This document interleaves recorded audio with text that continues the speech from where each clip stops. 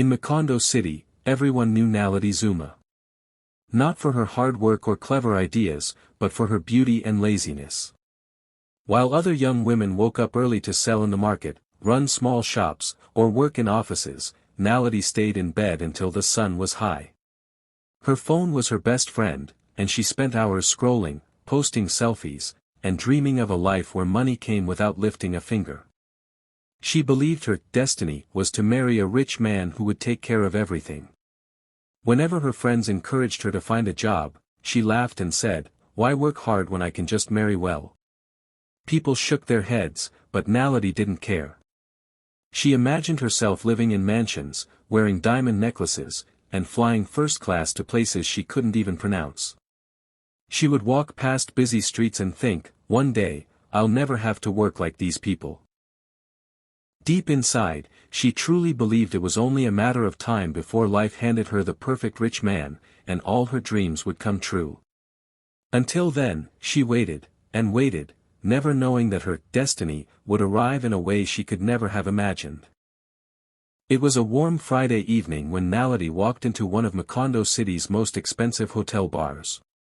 She wasn't there to drink, she was there to be seen. Dressed in a sparkling gold dress that hugged her curves and wearing her best perfume, she scanned the room like a hunter searching for prey.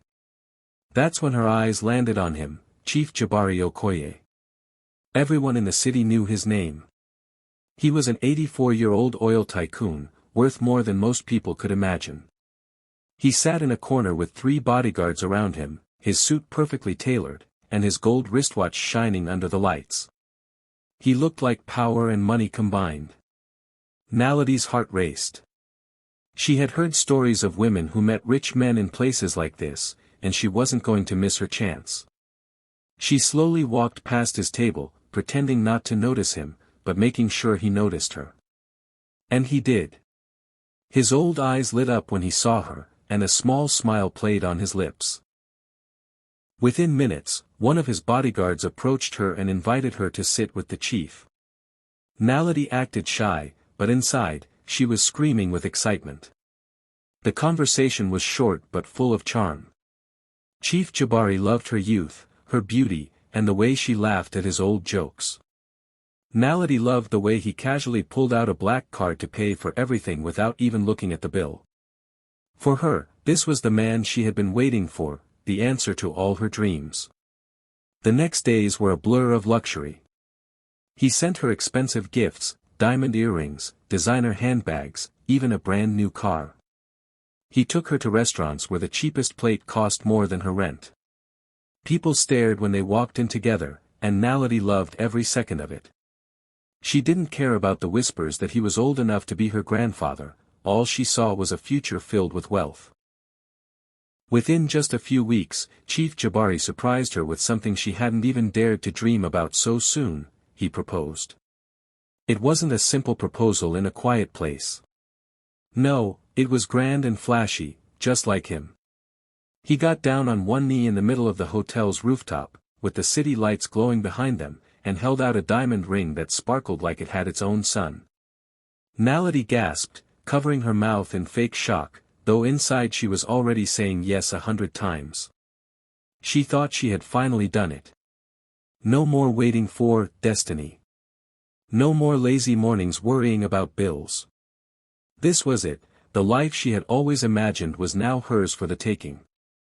And as she slipped the heavy ring onto her finger, she couldn't help but think, I have won the game of life. But what Naledi didn't know that night was that her story was only beginning, and the kind of riches she was about to receive would be nothing like the one she had in mind. The wedding was unlike anything Macondo City had ever seen. The entire grand ballroom of the most expensive hotel was dressed in shimmering gold. Thick golden drapes hung from the high ceilings, and sparkling chandeliers rained light over the crowd. The scent of thousands of roses filled the air, each one imported from faraway countries, their petals so fresh they seemed to have been picked just hours before. Everywhere Naledi looked, there was beauty and money woven together. Guests didn't just come from the city, they flew in from all over Africa. Powerful presidents, wealthy business owners, glamorous celebrities, and even royal families took their seats. Photographers and journalists crowded the entrance, eager to capture every detail. This wasn't just a wedding, it was a public announcement that Naledi Zuma had married into one of the richest families on the continent. In her bridal suite, Naledi stood before a massive mirror, barely recognizing the woman she saw. Her gown was pure white silk, covered with tiny diamonds sewn into the fabric so it glittered with every step she took. A crown made of gold and pearls rested on her head, and her veil trailed so far behind her it needed 3 people to carry it. She felt like a queen. This was the life she had always imagined, luxury without a drop of sweat, riches without lifting a finger. When the huge golden doors opened and she stepped onto the long red carpet aisle, the room fell silent for a moment. Then came the soft gasps and whispers, people were stunned by her beauty. At the end of the aisle stood Chief Jabari, dressed in a royal agbada embroidered with gold thread, smiling proudly. Even at 84, his presence commanded respect. They exchanged vows under an arch made entirely of white roses and gold leaves. When they kissed, the crowd erupted in cheers. Fireworks exploded outside the hotel windows, lighting up the night sky in colors that matched the gold theme. The reception was a feast fit for kings, tables overflowing with dishes from every corner of the world, champagne that flowed endlessly, and a wedding cake taller than Naledi herself, decorated with edible gold. Music filled the room, and dancers in traditional outfits performed while guests threw money into the air. Naledi floated through it all, shaking hands with powerful people, smiling for endless photos, and soaking in every bit of attention. She could feel the envy in the eyes of other women, and it made her heart race with satisfaction. Later, riding away in a limousine filled with rose petals, holding Jabari's hand, Naledi looked out at the city lights and thought, I have won the ultimate lottery. She imagined years of luxury, shopping trips in Paris, and never worrying about bills again. What she didn't know was that her perfect fairy tale was about to take a turn that would change everything she thought she knew about wealth, life, and herself. Barely a year after the wedding that had made her the envy of Macondo City, Naledi's life took a sharp turn. Chief Jabari Okoye, her 84-year-old husband, passed away quietly in his sleep. The city was filled with news reports and tributes about the legendary oil tycoon. People called him a visionary, a giant of business, a man whose name would be remembered forever. Naledi wore black lace and dark sunglasses at the funeral, dabbing her eyes with a silk handkerchief for the cameras. She cried softly, but deep inside, her thoughts were elsewhere. She was certain this moment marked the beginning of her true life, a life of unlimited wealth. The morning of the will reading felt like the start of a celebration to her. She dressed carefully, choosing a fitted black designer dress that hugged her figure, paired with her newest diamond necklace that sparkled under the light. Her handbag alone could pay for someone's house. A cloud of expensive perfume followed her as she stepped into the sleek black limousine waiting outside. She crossed her legs and imagined herself strolling down the streets of Paris, bags from the world's top fashion houses in each hand. The lawyer's office was grand and cold, with marble floors that echoed with every step she took. Inside, a few of Jabari's distant relatives sat stiffly, their eyes following her. She returned their glances with a polite but confident smile, as if to say, we all know who's walking out of here rich today. The lawyer, an older man with silver hair and a serious expression, cleared his throat and opened a thick brown envelope. He began by listing small gifts to charities, friends, and business associates. Naledi barely listened. Her heart was waiting for the part where her name would be called and the fortune would officially be hers. Finally, the lawyer looked up and said, "To my beloved wife, Naledi Zuma Okoye." She sat taller, her lips curving into the faintest smile. But his next words hit her like ice water. "You will inherit my fortune only after you complete 2 full years of work in my rural cocoa farms, without assistance, without special privileges. Should you fail, the entire estate will be given to the workers." The room went silent for a moment before gasps and murmurs began. Naledi blinked rapidly, sure she had misheard. Work? On a farm? For 2 years? She glanced at the lawyer's face, but it was unreadable. Her chest tightened. She had never lifted anything heavier than a shopping bag, and now she was being told she would have to swing machetes, plant seeds, and live in a village she had never even visited. Her dream of endless champagne nights and luxury vacations was suddenly replaced by the image of muddy boots and sweating under the sun. The diamonds on her necklace felt heavier than ever.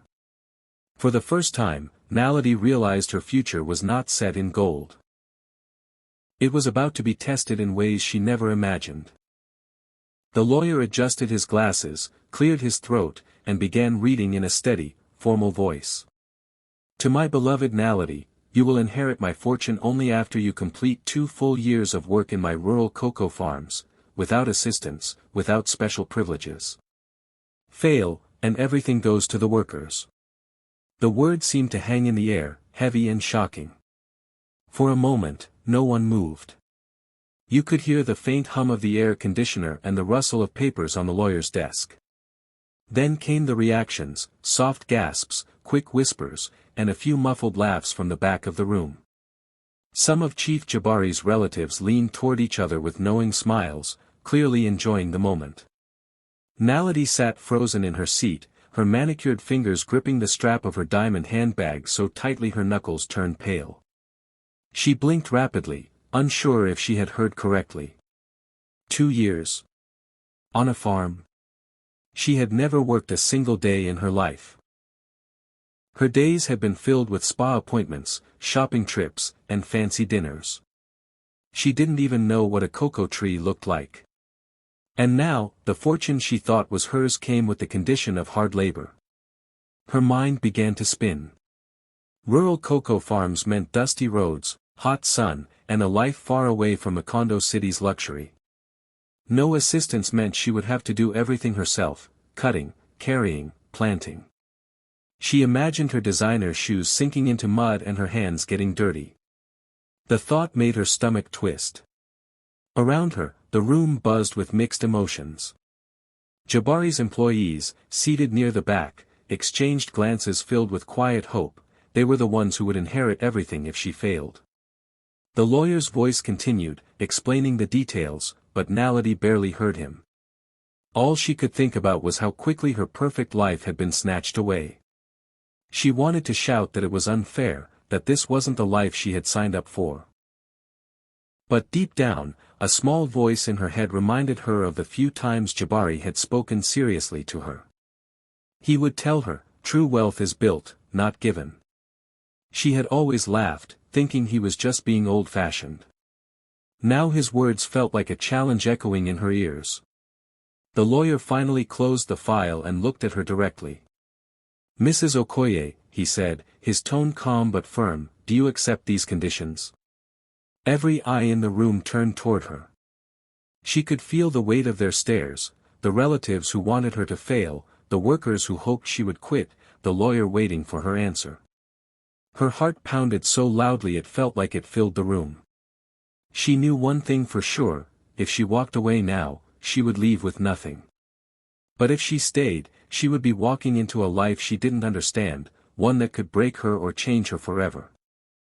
Naledi arrived in Kwanzaa village on a hot Monday morning, stepping out of the dusty pickup truck like a celebrity who had taken a wrong turn. She wore a white designer blouse, tight jeans, and sunglasses big enough to cover half her face. On her feet were glittering gold shoes that had never touched dirt before. Her plan was simple: sit under a shady tree, give a few instructions, and watch other people do the work. In her mind, working on the cocoa farm meant supervising from a comfortable chair while sipping juice.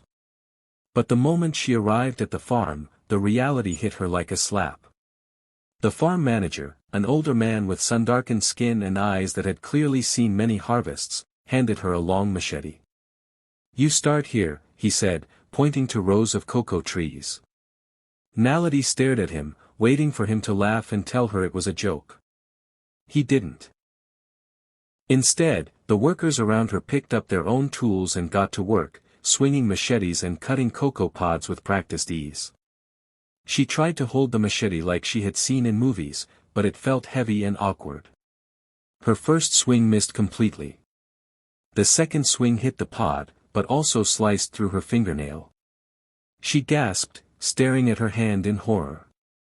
Her perfect manicure, gone in seconds.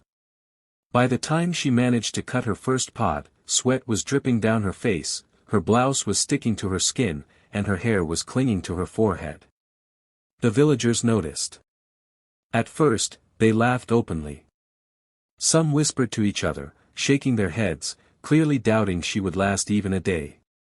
Naledi heard the giggles, but she kept going, partly out of pride and partly because she didn't know what else to do. Then came the final insult: her expensive gold shoes got caught in the mud and tore. She almost screamed. These were shoes worth more than most people's monthly salary, and now they looked like trash. By midday, she was exhausted.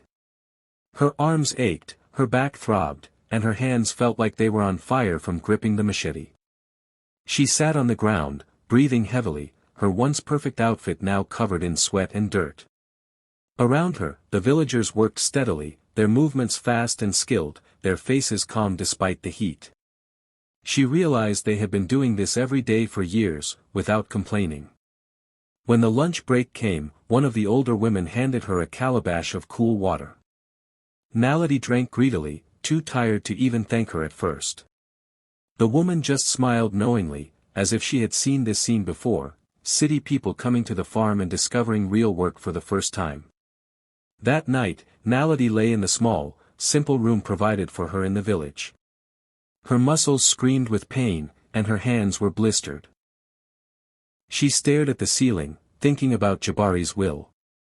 2 years of this. The thought made her shiver. But somewhere, deep inside, a tiny spark of stubbornness lit up. Maybe she could survive this. Maybe. The first weeks in Kwanzaa village were the hardest days of Naledi's life. Every morning, she woke before the sun, her body aching from the day before. At first, she moved slowly, dragging her feet to the cocoa fields, still hoping someone would offer to take over her work. No one did. The villagers had made it clear, if she was going to stay, she had to work like everyone else. Day after day, she swung the machete, carried heavy baskets of cocoa pods, and wiped the sweat from her eyes until her arms felt like they would fall off. But something began to change. The woman who once only cared about diamonds and designer bags started noticing things she had never seen before: the way the early morning mist settled over the cocoa trees, how the air smelled sweet after rain, how the workers laughed and joked even while working in the hot sun. She began talking to them, first out of curiosity, then out of genuine interest. They told her stories. About the seasons, the soil, the history of the village, and how each cocoa tree had its own personality. Old Mama Kezia taught her how to tell when a pod was perfectly ripe. Young Daniel showed her how to sharpen her machete so it cut smoothly. They shared their meals with her, simple but delicious food cooked over open fires. For the first time in her life, Naledi felt like she belonged somewhere for reasons other than her looks.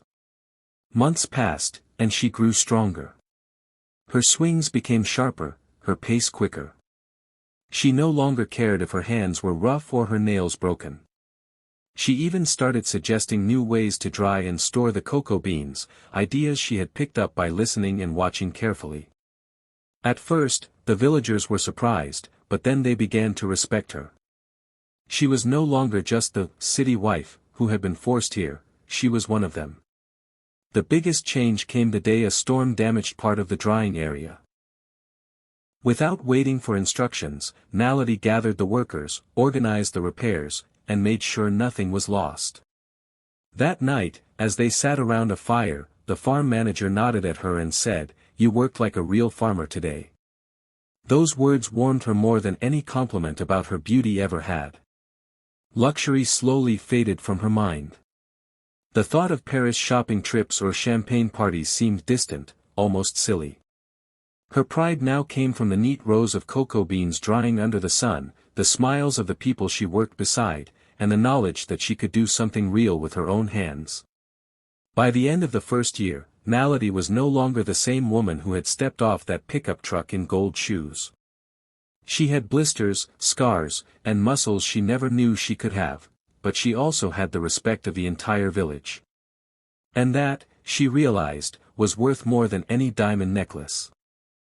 2 years later, Naledi walked back into the same lawyer's office where everything had begun. But this time, she was different. Her skin was darker from working under the sun, her hands were calloused, and her once perfect nails were short and strong. She wore a simple dress and sandals, not diamonds or designer heels. The woman who had once come here dreaming only of riches now carried something far more valuable, pride in herself. The lawyer handed her a sealed envelope with her name written in Jabari's familiar handwriting. Her hands trembled as she opened it. Inside was a single sheet of paper. She began to read, her eyes stinging with tears. My beloved Naledi, the true wealth was never in my vaults, it's in the life you build for yourself. You have proven you can work, lead, and care for others. That is worth more than gold. She blinked rapidly, swallowing the lump in her throat. Underneath the letter was another document, the official deed. But it wasn't just for Jabari's fortune. It was for the cocoa farms, the land, and even the village she had come to love. For a moment, Naledi just sat there, holding the papers, her mind replaying the past 2 years. The laughter around the fire, the smell of cocoa drying in the sun, the feeling of earning respect through her own effort, all of it rushed back. She realized that if Jabari had given her the money without the challenge, she might never have discovered who she truly was. She smiled softly, not the polished smile of the old Naledi, but one filled with gratitude. She hadn't just inherited wealth, she had inherited a life, a purpose, and a family she had built with her own 2 hands.